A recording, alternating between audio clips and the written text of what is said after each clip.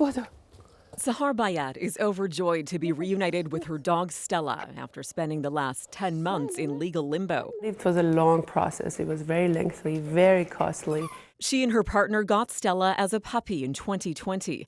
Last year, they split up. Bayat says her ex kept Stella because only his name was on the dog's certificate. I couldn't bear the pain of not having her. She was a huge part of my life. We spent 24/7 together. She was so devastated she wound up getting another dog, Lola, as the legal process unfolded. Their case ultimately became the first of its kind to go before the BC Supreme Court.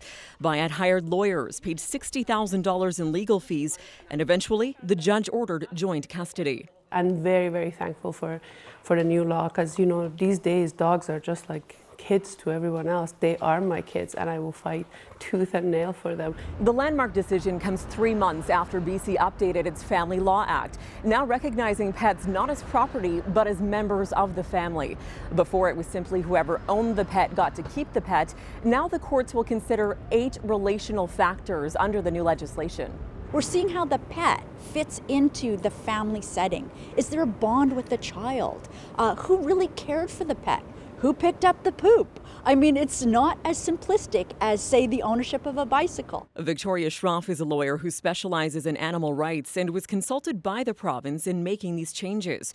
She says BC is the first to pass such legislation, and other provinces have since approached her to help bring in similar laws.